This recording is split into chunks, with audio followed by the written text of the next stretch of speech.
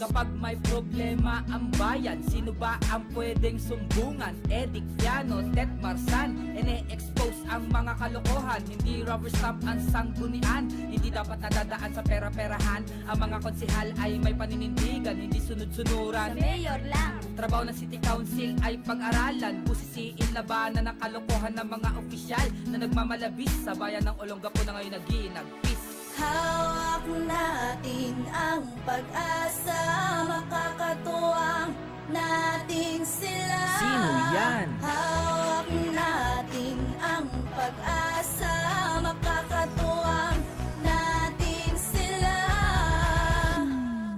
Dito sa Sangguniang Monitor, Sangguniang Monitor, Sangguniang Monitor, Sangguniang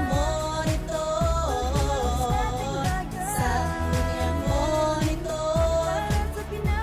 Sa programang to hindi kinukurtinahan ng mga kanser ng ating lipunan. Konsehal Edic Piano, Konsehal Tet Marsan, ang natitirang oposisyon sa sanggunian Tet Marsan, kakampi ng kabataan. Siya ang nagsilbing isang huwaran. Edic Piano, tagaangat ng sining at kultura. Sa lungsod sana ikaw ay magising, imulat ang iyong mga mata. Sila ang mga kagawad na ating pag-asa. Dito sa lungsod ng Olongapo hindi ubra ang kalokohan sa ating gobyerno. Hanggang silang dalawa ay nakaupo, asahan mong may asenso at pagbabago. Sa sangguniang monitor ay makinig kayo. Buong Olongapo, magkaisa na tayo. Hawak natin ang pag-asa, makakatuwang natin sila. Sino yan? Hawak natin ang pag-asa, makakatuwang natin sila.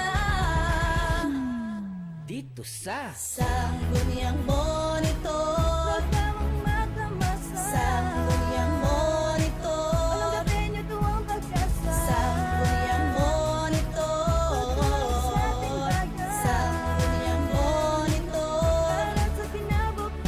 Sangguniang Monitor, Sangguniang Monitor,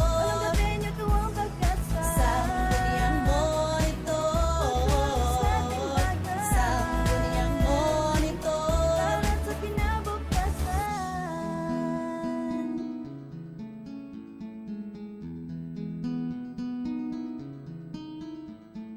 Friendship Edic Piano, Friendship Tet Marsan. Kaibigan ng bayan, Friendship Edic Piano, Friendship Tet Marsan. kaibigan ng bayan. Dito sa Sangguniang Monitor, Sangguniang Monitor, Sangguniang Monitor. Good morning! Good morning, mabuhay! Good lang, Kagawad good Ted, lang. of course, mabuhay. Ka muna, Kagawad Ted, Of magpakilala course, ka muna. Good morning po sa lahat ng mga nakikinig sa DWGO AM at nanonood sa TV22 and Channel 805. Ayun ba yun? Channel A05? Alright. Yes. So ako hindi ko pa Sa napanood sa cable TV. yun. Or cable. Pero pag sa mga CTV o CATV, wala, no? Yun yun. Yun yun, TV alright. 805. Yung signal pala, ang sinasabi ko sa signal, Oo, wala. yun. Alright. Bago Yung lahat, CATV. magandang umaga, Ma'am Ted. Siyempre, course. magandang umaga dahil ang ganda-ganda ng ating kasama at ng ating mga panauhin ngayong umaga. Mabuhay po kayo, manatili po kayo sa mga sumusubaybay ng Sangguniang Monitor at magugustuhan nyo ang aming ibabalita at ang interview natin sa mga kapulisan pag-uusapan ngayong umaga. Tiyak magugustuhan ninyo ang mga may init na issue. Of course, papakilala ba Yes. natin siya ngayon, ha? Oo, pwede. Alright. O sige. Pero bago yan, wala ka ba announcement? Oo, wala. Mamaya na. Alright. So, papakilala po namin sa inyo ang aming guest for today. Siyempre, pinagandaan ko rito ng 1 linggo o 2 linggo. Ang dami ko sinusubaybayan tungkol sa kapulisan. Of course, tignan natin kung masasagot nilang katanungan. Ngayon, pakikilala ko muna ang Police Chief Inspector na walang iba po si Ma'am Avelina de Guzman. Of course, at si Police Information Officer JC Ventura. At they call themselves also for police non-commission. Ano ba yung pagkakaiba ng dalawa? Mamaya tatanungin natin sila. Pwede po ba kayong bumati muna, ma'am? Unang-una, binabati ko po ang lahat po ng nanonood dito sa ating programa ngayon sa TV22 Aha. at sa lahat po ng kapulisan sa pamuno po ng aming City Director o walang iba kundi si Police Senior Superintendent Jerry Tate Sumbad at sa lahat po ng Command and Staff Officers At sa lahat po ng mga tao na nakikinig sa atin sa radyo. Alam ko meron At tayo. nanonood. Oh, yes, nanonood sa TV at sa radyo nakikinig. So, andito kami ngayon para po sa guesting po dito sa inyo at andito po yung aking kasama, si PO1 Jesse Ventura. Okay, thank you. Yes po, good morning po sa ating lahat po dito po sa Olonga po at sa mga kalapit lugar po natin dito sa lungsod ng Olonga po, Zambales, Bataan, Pampanga. Good morning po sa inyong lahat. Ayan, nakita ko yung pagbati niya, yung mini-nervous, pero ang galing, ano? Yes. Alright, Sir ganda rin Kenneth, ang gusto boses, lang ha? nating i-remind sa ating mga nanonood sa Teka muna, Sangguniang baka magtampo. Monitor. Ma'am Ted, baka magtampo. Good morning din sa isang host natin. Mamaya makikita niyo siya. Si, of course, Jonas. Yan, mamaya po. Kuya Jonas. Sa lahat po ng mga may katanungan o concerns about police matters, pwede nyo pong i-text. Ang nakalagay din po dyan sa inyong TV screen. Ang ating hotline sa Smart, 0999-888-6509. Para mas madaling tandaan, 039386509. Ayan. At para naman sa Globe, 0917-421-3446. Meron din tayong Twitter. Just search at Sangguniang TV22 o kaya po ay i-email nyo kami sa sanggunianmonitor@gmail.com. At may FB pa, di ba? Yes. Ayan. Kompleto, Ricardo. Of course, ano ba ang sisimulan natin? Pagtatanong na muna o wala ka mo nang gustong banggitin na iba pang bagay? Ako kasi, alam nyo, every night, sinundan ko si Duterte, ang kanyang pamamalakad at ang mga nangyayari sa kapaligiran sa buong Pilipinas, lalo-lalo na sa issue ng mga drugs, etc., etc. At mamaya tatanungin namin kayo. Okay, Oo. ikaw ba, ma'am, nag-research ka ba? Nagbasa ka ba? Ako, nagbasa talaga. Oo. Tignan natin kung masasagot ang mga tanong ko para sa Parang kapakanan. nakakatakot naman ang mga tanong Sa mo, kapakanan ha? na mga Pilipino dito sa Olongapo. Ayan. Of course. Alright. Siyempre, laman ng balita, hindi lang yung ating drugs sa ibang sa Alright, parte ng marami Pilipinas, kundi mismong dito po Sa sa Olongapo. Subic at Yes. Olongapo. Kaya, Yes. yan, mamaya. At may mga nagte-text na. Ang dami na nga. Oo, actually, si Vice Mayor Rodel Cerezo. Ay, good morning, boys! Mamaya, handaan na lang po ito ang tanong niya. Pakitanong po kung may plano sila na magbuo ng Volunteers Crime Watch for every barangay or may Wow. plano ba sila na mag-conduct ng mga trainings or seminars sa mga barangay tanod or purok leaders as force multiplier nila sa peace and order. Good morning, Vice Mayor. Good morning! Ganda ng idea. Cerezo. So, syempre mamaya Mamaya, hindi darating natin din si tatanungin. Councilor Edic Piano. So, Oh, great. sana Alright. makahabol siya. Yan, isa sa kagawad na talagang main host ng ating programa. Ang ganda nung binanggit niya, no, Vice Mayor, ha? Magandang katanungan at mukhang magandang pag-aralan. Kilala ko si Simbad, kabats ko po siya sa St. Joseph. Sana ma-interview namin siya kasi hindi ko siya mahagilap. Siyang talagang gusto naming interviewin ng maganda, ng mas matagal. Classmate mo? Kabats. Sure, Oh, kabats. kabats namin. Pero dapat ayun siya, pero naiwan lang siya. Kasi magaling siya na sa course Hindi, St. Joseph High School lang. Alright, so, St. Joseph. okay. Ano na ba tayo? Handa na ba tayo Sige. sa Okay, una ko lang Umpisa na natin. linawin, Ma'am Ted. Nagugulan ako Kasi pag sinabi mong, ang daming nakalagay dito Police Chief Inspector, and at the same time, meron kang PCRB, PIO, and WCPD. Alright, ma'am, paki-explain po briefly para naman maintindihan namin. So, ang Police Chief Inspector po, yan po yung aming ranggo. As major po yan kung sa... Major, Yes, wow. yung talagang major, po major.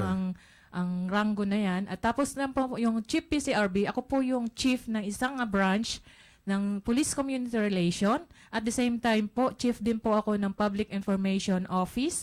At the same time din po, chief din po ako ng Women's and Children Protection Test. Yun po yung tatlong nakalagay dyan po sa aking designation. Wow, so ibig sabihin you are well experienced na ilang dekada na po? I am 19 years na po in the service. Wow! So maraming Yes. kaming tanong na masasagot ninyo. Yeah, Alright, yes. especially relations, public Basta po. relations, information, etc.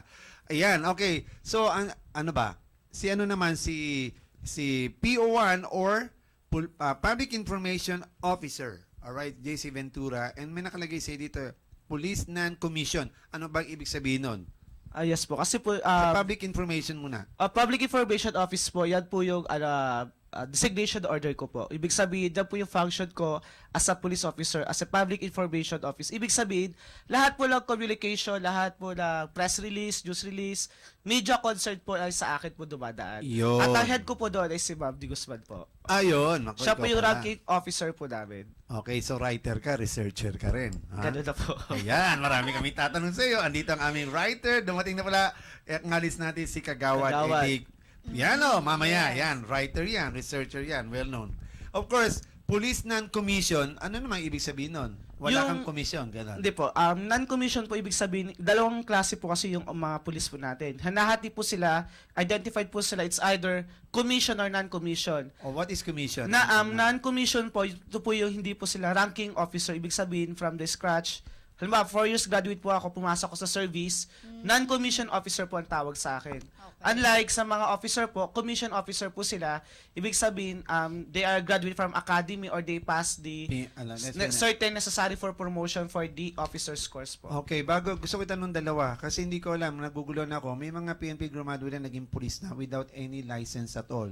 So, I think malaking issue rin yun eh. Gusto kong itanong yan later, no? So, pwede ka maging police kahit hindi ka license? Ganun ba? Yes, basta 4 years graduate po tayo at naipasa po natin yung NAPOLCOM exam. Yun po yung police officer exam po. Bago tayo pumasok ng police, dapat naipasa po natin yan kung hindi tayo license. May NAPOLCOM Yes, exam. NAPOLCOM Para yun exam. ang, yun ang parang Yeah, prerequisite, no? At least prerequisite. meron ng NAPOLCOM exam. Pero lahat ba dumadaan po dyan bago nagkaroon ng uniforme o hindi? Yes. Yes po. So, In addition automatic. po, ganito po kasi ano. Yung mga hindi po, di ba yung mga course po natin, hindi po lahat meron po tayong mga board exams. For example, HRM graduate, IT graduate. Ito po yung mga course na kung saan wala po silang mga license exam, unlike sa nurses, criminology, may mga board exam po ito. So ano pong gagawin natin dyan? Nagkaroon po tayo na, Okay, magandang point na yun. nagkakaroon po tayo dito ng programang kapulisan na kung saan lahat po ng gusto magpulis, any 4 years course, ay kailangan kumuha ng eligibility. So ano po ba yung eligibility sa sinasabi natin? It's either you are passer of civil service, NAPOLCOM exam, and yun po, pag napasa mo po yun, you can enter the So, kailangan service. dalawa? No, it's either po. It's Either. So I think NAPOLCOM is very important ano kasi I do not know what is the scope of NAPOLCOM kasi mahalaga minsan alam mo I'm sorry mama pero naka-encounter ako many times sa police mga basic issue hindi nila masagot. Kaya parang na-shock ako doon. Sabi ko, di ba, alam ko, siyempre, I cannot avoid to think that you are board passer, you are well experienced. When I raise question, they will answer the question. But actually, they don't. So, medyo na-surprise ako doon. Okay, Ma'am Ted? Ako, Thank you. unang question. Gusto ko lang pong tanungin sa inyo, ma'am. Direkta sa inyo, ano po ba ang situation in general ng peace and order ng Olongapo City ngayon? So, ang peace and order situation dito sa Olongapo ay actually maganda. Ngayon, maganda talaga kasi ini-intensify namin yung aming campaign against crime prevention. So, talagang yung ating kapulisan nasa kalye yan, umiikot talaga yan, lalong-lalo na nung ngayon, nung bago Pumasok yung si ating Duterte. yung ating bagong presidente, talagang itinutulak na natin yung ating mga kapulisan na huwag silang mag-stay sa mga police station. Dapat nandun sila kalye at nag-iikot para po ma-prevent po natin yung mga krimen na nangyayari dito sa ating lugar, lalong-lalo na sa Olongapo. So, napaka-peaceful naman po. Hindi naman natin masabi na totally peaceful, pero i-compare mo sa ibang bayan, i-compare mo sa ibang syudad, mas mababa po yung ating mga krimen na nangyayari dito sa Olongapo. Okay, Ma'am Ted, tama ka, tama si Ma'am. Pero I commend you, no? Kasi recently, nakita ko, mula nung pumasok si Duterte, medyo kumikilos na, kasi ako hanggang umaga, inabot ako sa labas eh. Talagang minomonitor ko sa ulo ng apo. Well, so far, no? Wala na akong nakitang prostitutes na naglalakad dyan sa may, so far. May ilan o isa o dalawa siguro. Pero dati, rampante, no? Before the election. So, pangalawa, at least yung mga bata, medyo kasi tinitingnan ko rin. Pero tingnan nyo rin po yung mga internet. May mga bata na underage na talagang doon sa may dito sa may blue jeep, doon sa may taas na parang bake shop, doon sa taas doon, ang dami mga kabataan. Ilang beses na. Tapos ibang internet, marami sila. Pero may iba mahigpit din. Pero at least may nangyayaring maganda. Alright. So may Sir dagdag? Kenneth, mamaya kailangan na daw tayo mag-commercial break Okay. muna. Pero bago yan, gusto ko lang batiin muna yung mga nagte-text sa atin ngayon. Sina Sir Leklek Go, kay Enteng ng Mabayuhan, Sir Teddy Sanchez, at si Atilina ng Pinagpala. At sabi dito from 809, your reaction po sa sinasabing imbis na magbuwis ng buhay, pulis mismo ang kumikitil ng buhay ng mga sibilyan. Siguro po ito po ay mamaya. tukol sa drugs. So Aha. mamaya yan, sagutin na nila. Oo, yan yung sinasabi ko kanina nga. eh. Opo, Oo. sa pagbabalik po ng Sangguniang Sangguniang Monitor. Monitor. Sangguniang Monitor. Sangguniang Monitor.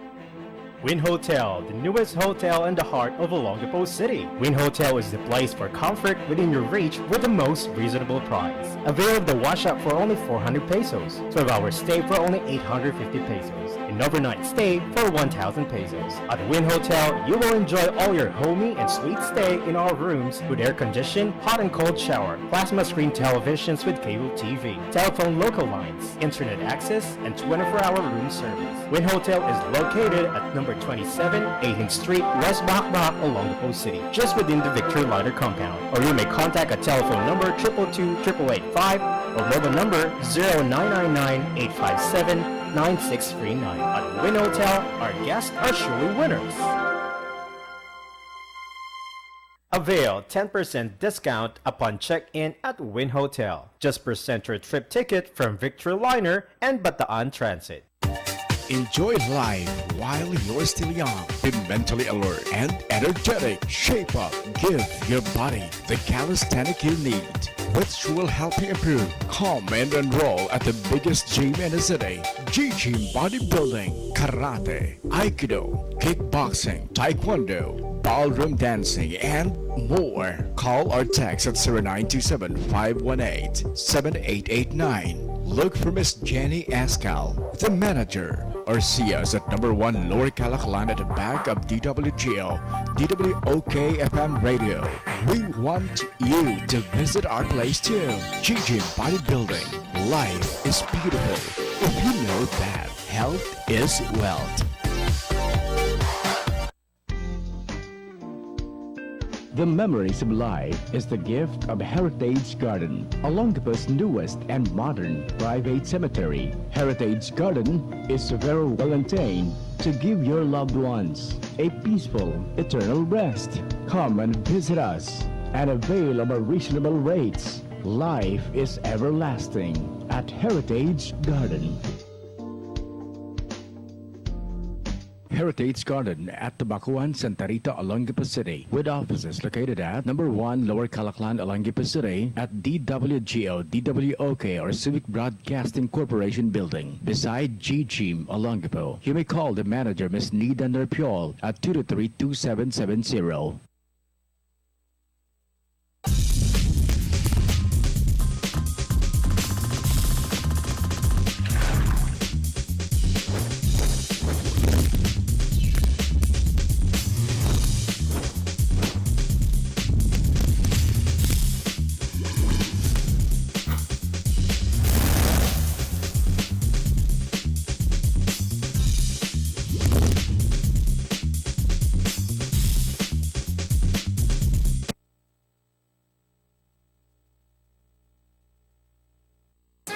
Good day.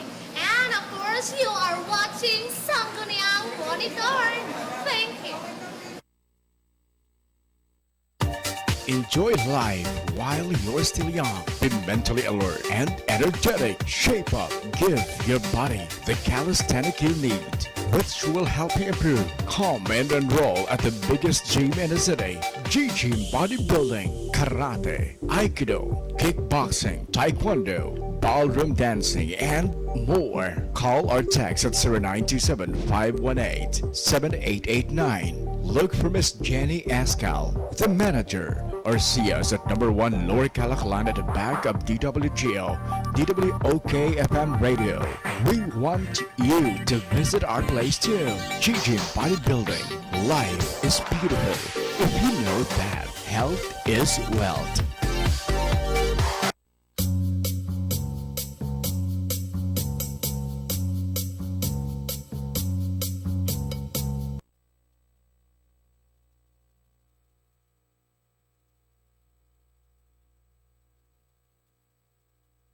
Sangguniang monitor, sangguniang monitor, sangguniang monitor. Yes, nagbabalik po ang Sanggunian Monitor at ito po ang inyong kagawad, ang inyong friendship, ang inyong konsehal Edic Piano. Ngayon po ay araw ng ano ba tayo ngayon? Tuesday. Martes. At, 12, alright? Oo, at punong-puno ang ating programa dahil guest natin syempre pa ang ating mga nirespetong kapulisan dito sa lungsod ng Olongapo. And Jonathan, bumati ka muna sa ating mga tagapakinig. Magandang umaga po sa mga nanonood at nakikinig ng Sanggunian Monitor. Yan. Ayan, so Formal na formal Kenneth, talaga. oo. Magandang umaga uli. Welcome back, Gawan and Jonas. Of course, mabuhay po kayo. Kanina medyo napakinggan na natin no, yung introduction ng ating mga guests ngayong umaga. At itutuloy na lang natin yung mga tanong, Kenneth, no? Marami. Sa ating mga, at marami mga tanong. Hot cake. Talaga, oo. Sige, simulan natin ulit. Ituloy natin yung mga tanong. Kenneth? Alright, first and foremost question, of course, this is only my concern. Ang una, talamak sa buong Pilipinas ngayon ang paghuli sa mga pusher user, alright? Ang main issue ngayon na pinag-usapan na sa Senate na dapat imbestigahan ni De Lima ay ang pag-inquest ng judicial killing. So, extrajudicial killing. At yung mga yun ay suspect, pusher, at sinasabi ng kapulisan, karamihan, lagi, binabasa ko yun every night, abay, lumalaban. Pero wala naman ako nakitang proof. Nangaagaw pa ng baril. Nangaagaw ng baril. Nandun na sa loob ng presinto, mag-aagaw ng baril. So ito mga tanong at tanda natin, buhay po ito. Kahit nasabihin mong at suspects pa lang sila, para sa akin lang po, no? Parang imposible naman, aagawin yung baril, nakaposes ka, binugbog ka na, tapos aagaw ka ng bita ka pinatay. Yan ata yung isang pangyayari doon Yung sa nakaraan. Pasay, ano, na Sa medyo Pasay. natutukan ng ating media. No? Yes. Pero doon naman sa iba pa na ano, napansin ko na medyo supportive naman ang taong bayan dahil of Yes. course, ano ito proyekto ito ng ating presidente Digong Duterte, Aha. no, ng paglaban talaga, total war against drugs, no? Yes. Kaya nakikita ito ng taong bayan sa positibong aspeto. Pero yun na nga, meron kasing nangyayari na katulad niya nung nangyari sa Pasay. Kung pwede niyong ipaliwanag lang yung mga ganitong aspeto, no? Kung Ano may po mga masasabi niyo doon?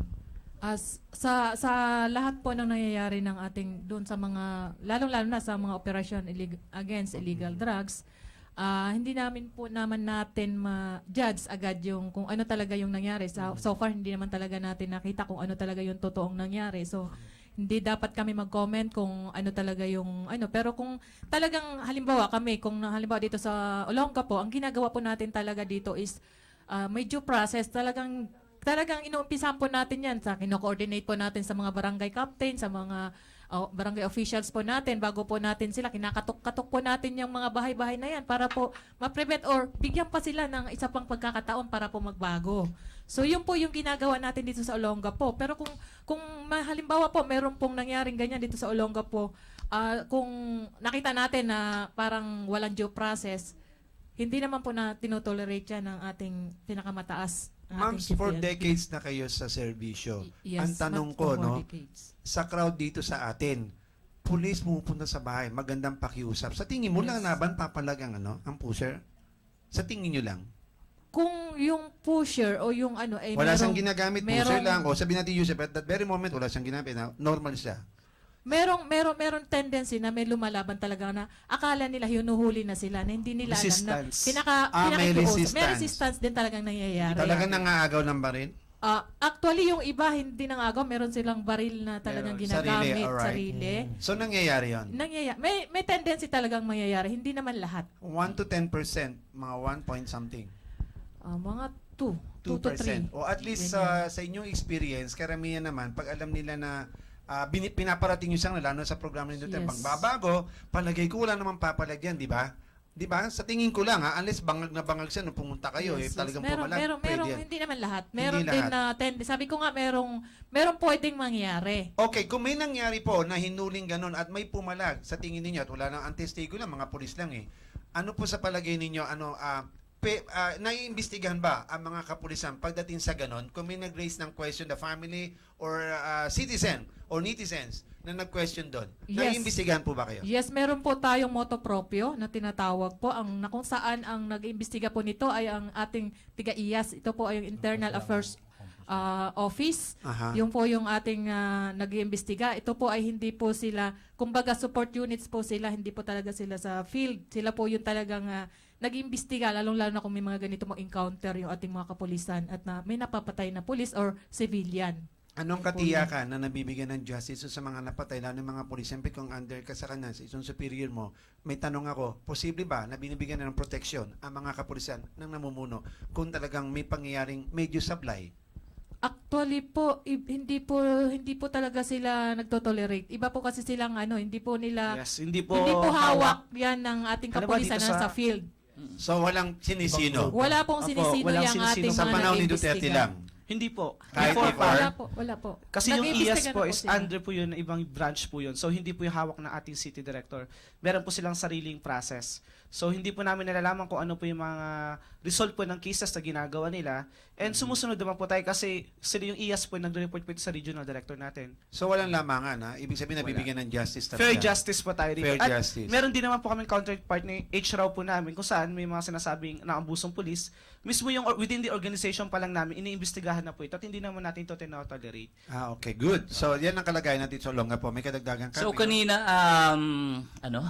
Kadagdagan tanong. O, di ba? Hindi, may narinig ako. ako- Anyway, kanina po, nung nakikinig ako dun sa unang portion ng inyong interview, and sabi nyo maganda ang kalagayan so far Yes po. ng peace and order dito sa lungsod ng Olonga po. No? At alam naman natin din na ang napakalaking problema, ito pa yung sinisigaw namin noon pa, sinasabi ko na kay Mayor Paulino na ano talaga siya, all-out war against drugs. Kasi napansin namin, talagang yung sobrang paglala ng problema ng droga dito sa lungsod ng Olonga po. So paano ba ito natugunan ng ating mga kapulisan? So actually po, bago pa man si ating presidenteng bago ngayon, si Presidente Duterte, ginagawa na po natin dito yan sa Olonga po. Hindi nga lang ganun siya ka all-out war kasi hindi nabibigyan pansin yung ginagawa ng ating Ng media. kapulisan o ng Yes, media. wala kasi video. So actually po, yung ginagawa natin mula po nung January hanggang po sa kasalukuyan, nakapagtala na po tayo ng 144 drug User. operations. Drug operations. So nakapaghuli na po tayo ng 238 katao. Ano sila nakulong? Yes po, kulong po lahat yan. At nakakuha na po tayo ng shabu. Gramo ng shabu ay 210.364 grams na shabu at 67.642 na marijuana at nakapag-file na po tayo ng kaso na 324 mula po noong January hanggang po sa kasalukuyan. The good thing, ma'am, walang lumaban at walang napatay. Yes Wala po. Okay, Ayun, good. maganda. So, walang nangyaring ganun. Bakit sa Yes. iba ganun-ganun, no? Alright. Sunod-sunod sa media, may pinapatay. Alright, Oh, that's in very good. Lord. addition po doon, ma'am, no? Ay, sir, yung January po nagkaroon po tayo ng campaign. Bago pa po pumupo si President Duterte at si bago nating Chief PNP, upon assumption po ng ating City Director, Sir Sumbad, ay nagkaroon po agad siya ng pronouncement. Ibig sabihin, kahapon nga po, sabi niya natutuwa daw siya. Yung mga iniisip niya ngayon ginagawa ng pambansang Nangyayari na. kapulisan. Kasi noon, pag-upo niya po, ang first order niya po yung campaign against illegal drugs. In coordination po ito kay City Mayor Rolin Paulino. Tinutukan po talaga nila ito hand to hand po. Nagkaroon po tayo dito yung ating February po, nagkaroon po tayo ng campaign against illegal drugs kung saan dito po sa lungsod ng Olonga po itong 17 barangays na po ito. Umikot po kami rito. Inikot po namin lahat ng barangay dito, nag-conduct po kami ng lectures, nagbuo po kami in response po doon kan neighborhood watch, pati po yung mga BPATs natin, nagkaroon po kami ng mga trainings po dito kung ano po dapat nilang gawin. And in addition pa rin po dito, ginawa po namin ito ay nagkaroon po tayo ng magandang resulta. Paano po nagkaroon ng magandang resulta? Yung mga community po natin, naging aware po sila sa paligid, sila po mismo yung nagsusumbong sa ating kapulisan, di ba? It's a very good thing po na nangyari po ito dito sa Olongapo, at I commend po ang lahat ng taga Olongapo po sa ginagawa niyo. And wag po kayong magsawang tumulong po, kasi sabi nga lagi nating kapulisan na hindi po kakayanin ng ating kapulisan kung wala pong tulong ng ating community. Okay, so mukhang may Jonathan, tanong si Jonathan. Oh, Okay. actually, isa sa mga na-raise up nitong naupo si Presidente Duterte is may mga area sila na nire-require nila yung mga certain barangay, specifically yung mga heads ng barangay, na at least to declare kung meron bang identified. Dito pa sa Olongapo, we have 17 barangays. So, ni-require na rin ba ng kapulisan ang 17 barangays natin na magpasa ng mga suspected na user, pusher?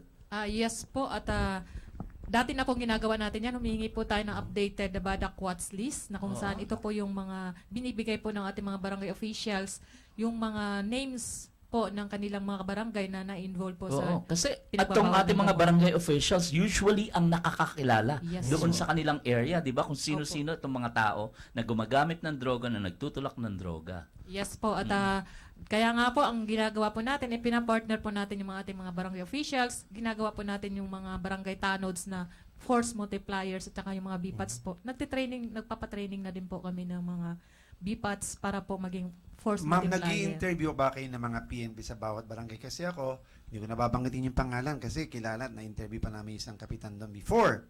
At may mga record sila. Meron daw silang mga taong ngayon mukhang hindi pa rin nata nag-report. Neighbors pa nga namin yung na naririnig ko lang, although hindi ko na-witness, pero parang wala pa rin action. So, ang tanong, mga kapulisan sa bawat barangay, ito ba'y talagang binibigyan diin o pansin? May record na sila, napunta kasi parang ngayon, wala pa rin ako nakita doon na some actions for that. Sa Pareto pa lang pa yun. Paano yung matitiyak namin sa inyo na kumikilos talaga ang kapulisan tungkol doon? Actually po talagang kumikilos po yung ating kapulisan, lalo-lalo yung ating city director. Nasa listahan na po yan lahat po ng mga PNP na pinagdududuhan na po na Meron. involved po sa Involved. pinagbabawal ng Okay. gamot. So meron na po yung mga nakalaang sanction. So, yun po nga po ang aming ginawa nung last week na drug testing, mandatory drug Surprise, testing. mandatory. Sa mga Surprise po police, yun, hindi po alam ang alam po nila ay pinatawag namin sila para po sa lecture o saka cascading po ng double barrel, yung project po ng ating Pero baka may CFA. link. Baka may link. Di nyo alam. Ay, kailangan ko minom ng gatas. Kailangan minom ako na ibang gamot. Para hindi nyo, may ganun. Yes, may Siyempre, ganun mga po. spy din yan di ba? Pero ang sinasabi ko kasi, yung mga taong kabataan na doon sa area nila, na alam nila may record sila, pero ngayon kasi wala pa ako narinig na hinuli doon sa amin nakilala ko. Ganito po Meron kasi, po sir, no? Nagpasa po ang barangay sa atin, no, ng Badak list po.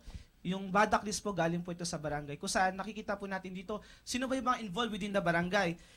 Kung nagpasa po sila, hindi naman po agad-agad natin sila hulihin. Definitely. Kasi meron po tayong tinatawag na case building. Kasi, di ba, sinabi mo sa akin na addict ka, hindi naman natin agad-agad hulihin. yan. Definitely. Kailangan natin may support po yan, validation. Kasi kapag hinuli lang po natin yan ng walang validation, Of course. walang proper documentation, pagdating sa piskalya, hindi na nila tatanggapin I yan. believe on that. Ang sinasabi ko kasi, yung mga kapulisan doon, matagal na sila at anong kung may record sila, na-interview ko pa rin. Siyempre, may mga nabanggit siya at kilala ko rin naman sa lugar namin. Minsan nga tinanong ko kilala mo ba itong tao ito? Taka ko, hindi niya alam.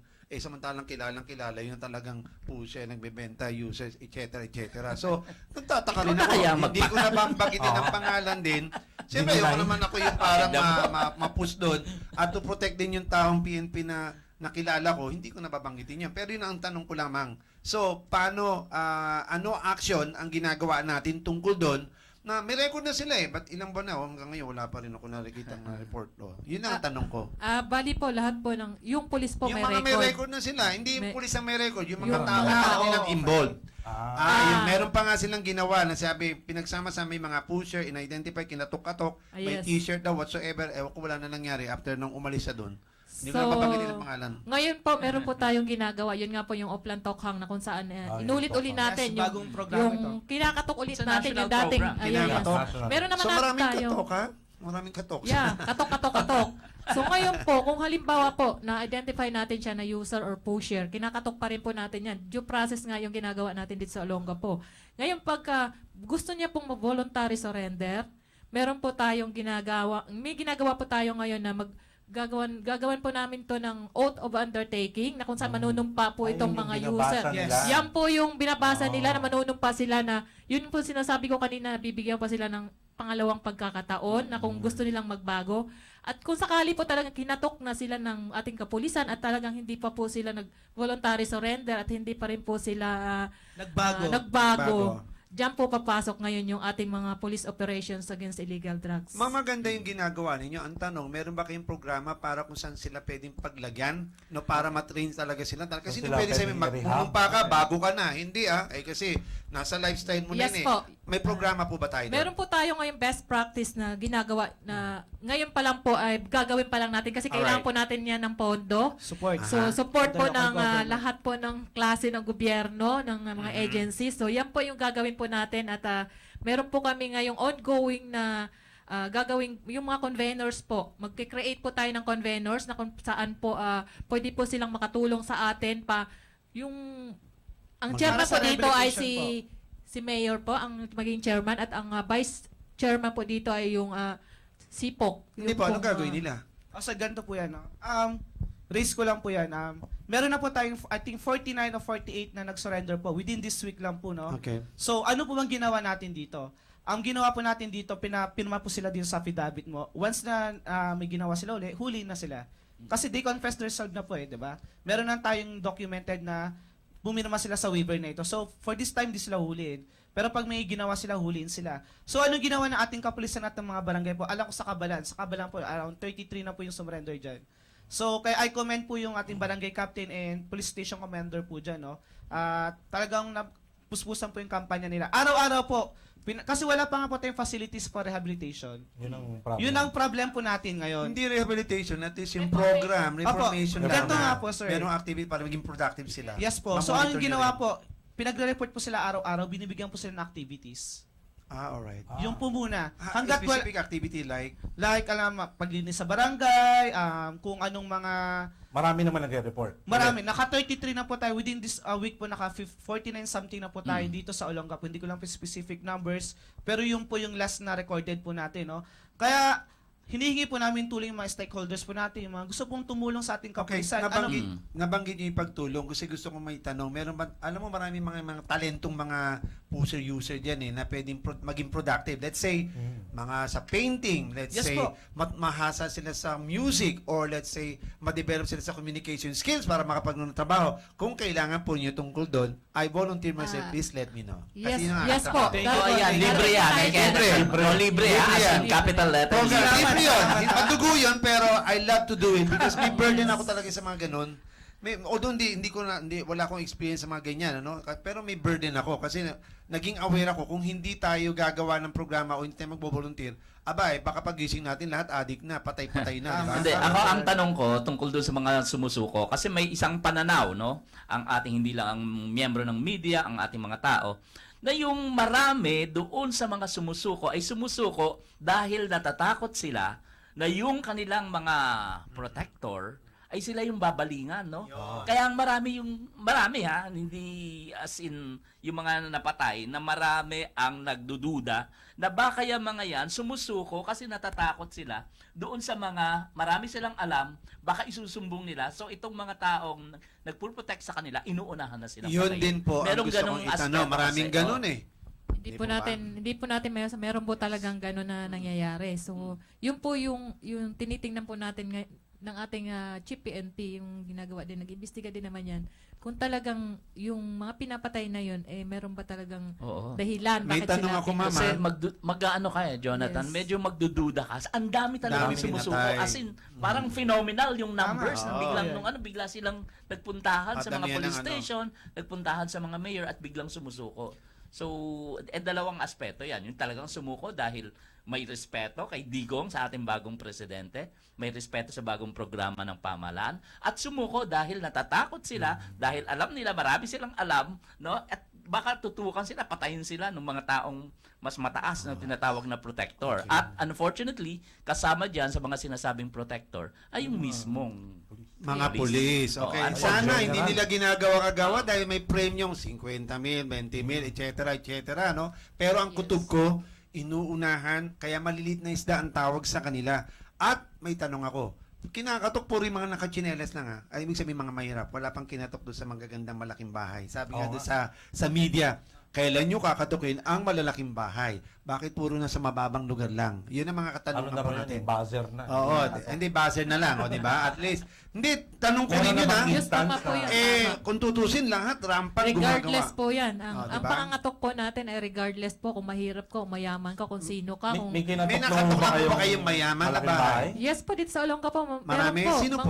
Mga, hindi po natin Pwede papangalan sabihin. kasi. Yan, ang galing ng Pero at least Sige, meron. bago po tayo mag-break at ibalik natin sa ang ating kagawad Tet Marzan. Yung tanong ko lang po, Yes. marami pong mga text sa amin. Actually, mula nung nagsimula pa kami dito ni kagawad Tet Marzan, sa Sangguniang Monitor, na mga nagtitext na sinasabi nila, kagawad, eto magpunta ka dito, eto yung mga pusher, ito yung mga user, no? Oo. So, sa mga kapulis, ano po ba yung mabilis na malaman natin na number para yung mga Yes, tao at hindi number. na siguro Para nagte-text sa doon nila amin. i-text. Kay Digong, Oo, ano, sa inyo na.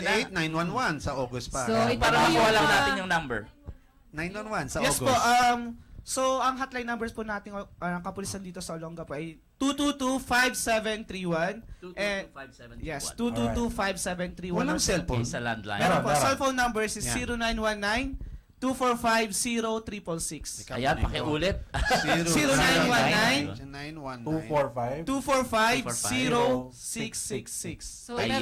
meron pa po tayo isang number. Oo. May isa pa. Yes, kasi Meron pa daw isang number si Ito po, Ma'am. ang naghahawak lang po nito ay yung aking pong branch, yung Ah. office ko lang mismo po. Kung talagang confidential po yung gusto nyong i-text, dito po ninyong i-text. Ito po yung criminal text mo, actionan ko. Yes. Ito po yung number niya, 0939 0939 0939 sana ba mali?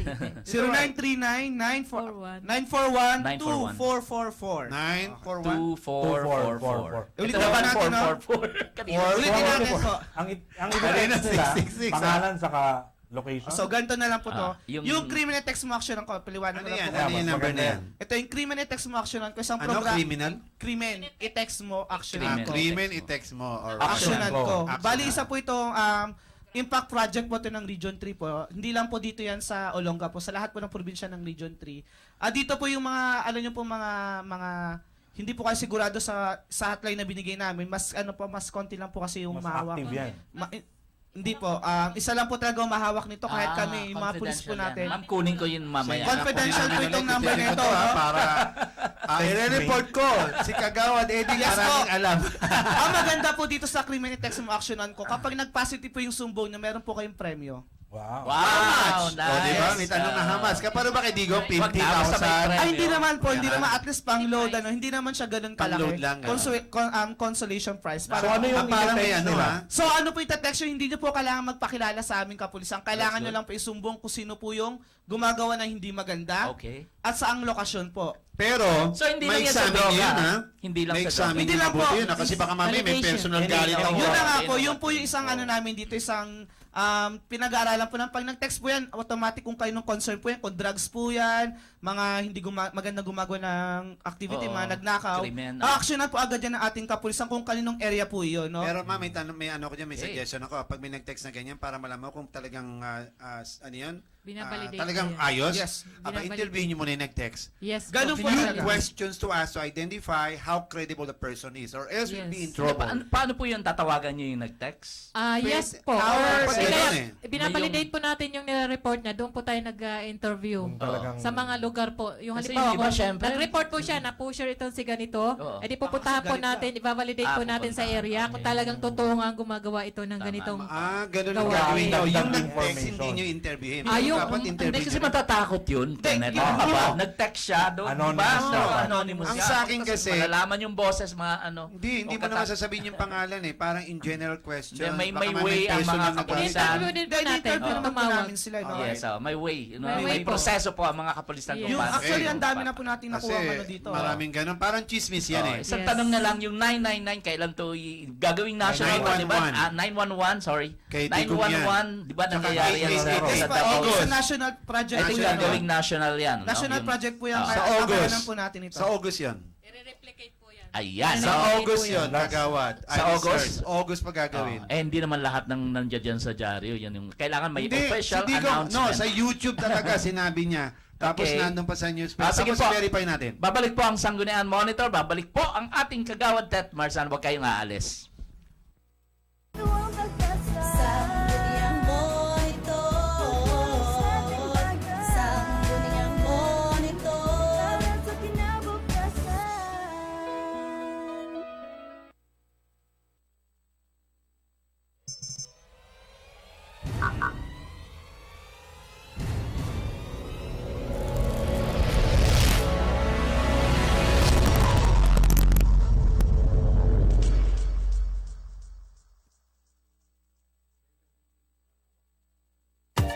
Enjoy life while you're still young. Be mentally alert and energetic. Shape up.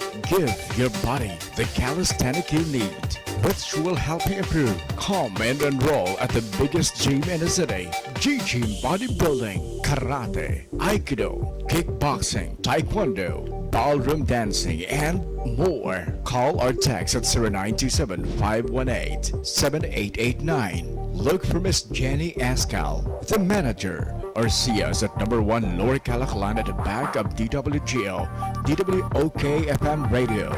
We want you to visit our place too. Gigi Bodybuilding. Life is beautiful if you know that health is wealth. The memories of life is the gift of Heritage Garden, Olongapo's newest and modern private cemetery. Heritage Garden is very well maintained to give your loved ones a peaceful, eternal rest. Come and visit us and avail of our reasonable rates. Life is everlasting at Heritage Garden. Heritage Garden at Tabacuan, Santa Rita, Olongapo City, with offices located at number 1 Lower Calaclan, Olongapo City, at DWGO, DWOK, or Civic Broadcasting Corporation Building, beside G-Gym, Olongapo. You may call the manager, Ms. Nida Nerpiol, at 223-2770.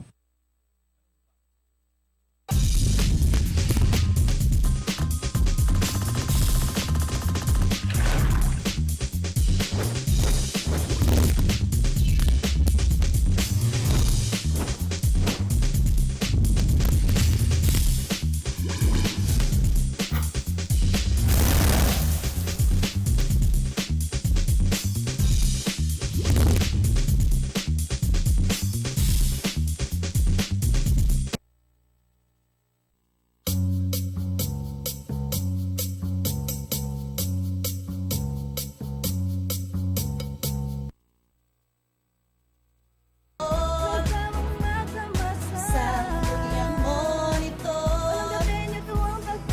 Sangguniang Monitor. We're back sa Sangguniang Monitor, Sir Kenneth. Yes, welcome back. Ang magandang Okay. Agad si kagawad. Ma'am Tet ulit. Yeah, of course. At ngayon po, Surprise. medyo kagawad, medyo short na yung time natin. Oo nga. Seconds na Magbibigay lang. na lang po tayo ng baga may mga mensahe or may gustong iparating pa ang ating mga kapulisan sa lungsod ng Olongapo. Oh yes po, nasa dito po sa lungsod ng Olongapo. Inaanyahan po namin ang ating mga community po dito sa Olongapo na tumulong po kayo sa pagpuksa ng krimen. Lalong-lalo na po yung laban po natin sa illegal na droga at iba't ibang kriminalidad. Huwag po kayong matakot, ang ating kapulisan po sa pamumuno po ng ating City Director ay talaga pong puspusan po ang kanyang kampanya at gagawin po ang lahat at i-assure po kayo na poprotektahan po kayo at wala po kayong dapat ikatakot. Sa mga active naman po dyan sa social media natin, no, meron po kami official Facebook account ng Police Olongapo. Please, pakihanap lang po yan. Tapos meron din po kami official Facebook page, Olongapo City Police Office, at Twitter po at Olongapo PIO. Ma'am. So sa lahat po ng nanonood sa atin ngayon, kami po ng Police Olongapo ay nagpapatuloy po sa ating programa, lalong-lalo na po sa pagdating sa ipinagbabawal na gamot. Sana po maging cooperate po ang ating mga kabarangay, ang ating mga kababayan dito sa Olongapo para po wala pong magiging problema or ang ating peace and order situation po dito ay lalong mas gumanda pa. So, marami po kaming ginagawang mga campaign, lalong-lalo na po paano po maging aware yung ating mga kababayan. Sana po tulungan kami ng mga ating kapulisan para hindi po namin kaya kung kami lang po ang gagalaw. Kailangan po namin ang tulong ng bawat isa dito sa Olongapo para po mapuksa lahat po ang mga krimen dito sa ating Ma'am, may bayan. suggestion ako sana lahat ng barangay o every corner, ulo ng apo, ilagay po natin yung number na yan para nakita na kahit sino. Okay po. Hindi, kasi palagay ko hindi lahat nakakapanood dito, no? Ilagay po Yes. natin the soonest, the better. Paulit kaya natin ulit. Yan na Actually lang. po, meron po tayong mga nakasabit Yung na sa tarpaulin police station. talaga. Tarpaulin po Pero siya. yung police station, okay lang. Pero ang sinasabi ko, every corner, as much as Yes, possible, meron para po. mabilis. Kung gusto talaga natin Okay po, supuin sige po. ng mabilis. Actually, Noted. meron pong city ordinance ngayon na yung mga public utilities, diba? Kay Vice po, no? Actually, yung mga kapulisan po natin, nagdidikit na po sila sa mga public utilities po, na mga hotline numbers po ng ating kapulisan. Para yung po, madaling tawagan about drugs. na Yes po, minention yes nyo. po. Binigay nyo sa amin. yung binigay po namin at lahat po ng station hotline numbers po, binigay po namin dito. At sa mga, sir, Sa kukunin ulo ko rin na po. nga po, sana maglaki ng napakalaki. Kasi Okay, daanan sir. ng tao yan eh.